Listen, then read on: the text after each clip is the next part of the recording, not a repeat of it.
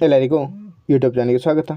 ಈ ಒಂದು ವಿಡಿಯೋದಲ್ಲಿ ನಾವು ವರದಕ್ಷಿಣೆ ಒಂದು ಸಾಮಾಜಿಕ ಸಮಸ್ಯೆ ಪರಿಹಾರ ಈ ವಿಷಯದ ಕುರಿತಾಗಿ ಪ್ರಬಂಧವನ್ನು ನೋಡೋಣ.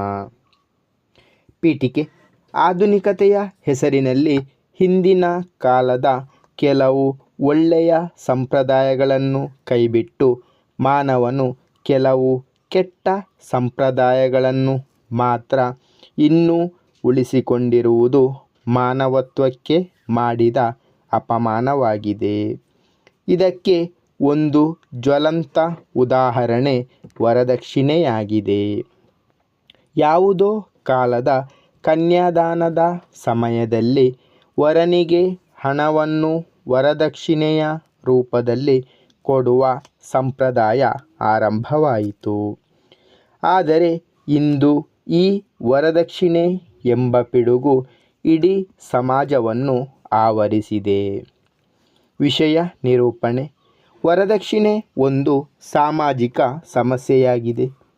ಇದು ವಿವಾಹ ಸಂಸ್ಥೆಯ ಪವಿತ್ರವನ್ನು ಹಾಳು ಮಾಡುತ್ತದೆ. ಗುಣಕ್ಕಿಂತ ಹಣಕ್ಕೆ ಹೆಚ್ಚಿನ ಮಹತ್ವ ನೀಡುವ ಮನೋಭಾವ ಬಂದುಬಿಟ್ಟಿದೆ. ವಿವಾಹ ಸಂದರ್ಭದಲ್ಲಿ ವರನಿಗೆ ಕೊಡುವ ಚಿನ್ನ, ಒಡವೆ, ನಗದು ಹಣ, ವಾಹನ, ಆಸ್ತಿ ಇತ್ಯಾದಿಗಳಿಗೆ ವರದಕ್ಷಿಣೆ ಎಂದು ಕರೆಯುತ್ತಾರೆ. ಆದರೆ ಇತ್ತೀಚೆಗೆ ವರನ ಕಡೆಯವರಿಂದ ವರದಕ್ಷಿಣೆಗಾಗಿ ಒತ್ತಡಗಳು ಹೆಚ್ಚಾಗಿ ಇದೊಂದು ಸಾಮಾಜಿಕ ಸಮಸ್ಯೆಯಾಗಿ ಪರಿಣಮಿಸಿದೆ. ಅಲ್ಲದೆ ಹೆಣ್ಣಿನ ಶೋಷಣೆ ಪ್ರಮುಖ ಅಂಶವಾಗಿದೆ.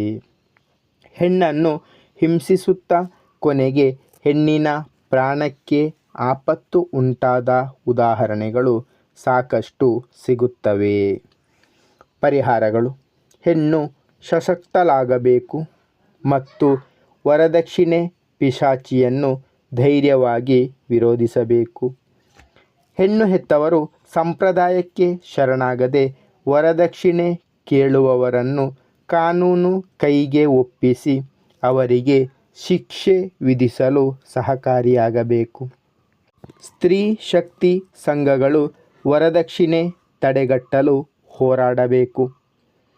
ಸರಕಾರ 1961ರಲ್ಲಿ ವರದಕ್ಷಿಣೆ ನಿಷೇಧ ಕಾನೂನು ಜಾರಿಗೆ ತಂದಿದೆ. ಈ ಕಾನೂನಿನ ಪ್ರಕಾರ ವರದಕ್ಷಿಣೆ ಕೊಡುವುದು ಮತ್ತು ತೆಗೆದುಕೊಳ್ಳುವುದು ಅಪರಾಧವಾಗಿದೆ. ಗಂಡು ಮಕ್ಕಳಿಗೆ ಸೂಕ್ತ ಶಿಕ್ಷಣ ನೀಡಬೇಕು ಮತ್ತು ಅವರ ಮನ ಪರಿವರ್ತನೆ ಮಾಡಿ ಅವರನ್ನು ಸರಿಯಾದ ದಾರಿಗೆ ತರಬೇಕು. ಉಪಸಂಹಾರ: ವರದಕ್ಷಿಣೆ ಸಮಸ್ಯೆಯನ್ನು ನಿವಾರಿಸಲು ಸರಕಾರವು ಇನ್ನೂ ಅನೇಕ ಕಟ್ಟುನಿಟ್ಟಿನ ಕಾನೂನು ಜಾರಿಗೆ ತರಬೇಕು. ವರದಕ್ಷಿಣೆಯು ಒಂದು ನೈತಿಕ ಅಪರಾಧ ಎಂಬ ಜಾಗೃತಿ ಸಮಾಜದಲ್ಲಿ ಮೂಡಿದಾಗ ಮಾತ್ರ ವರದಕ್ಷಿಣೆ ಸಮಸ್ಯೆಗೆ ಶಾಶ್ವತವಾಗಿ ಪರಿಹಾರ ದೊರೆಯುತ್ತದೆ. ಧನ್ಯವಾದಗಳು. ಇಷ್ಟವಾದರೆ ಲೈಕ್ ಮಾಡಿ, ಶೇರ್ ಮಾಡಿ. ಹೆಚ್ಚಿನ ವಿಡಿಯೋಗಳಿಗಾಗಿ ಚಾನಲನ್ನು ಉಚಿತವಾಗಿ ಸಬ್ಸ್ಕ್ರೈಬ್ ಮಾಡಿ.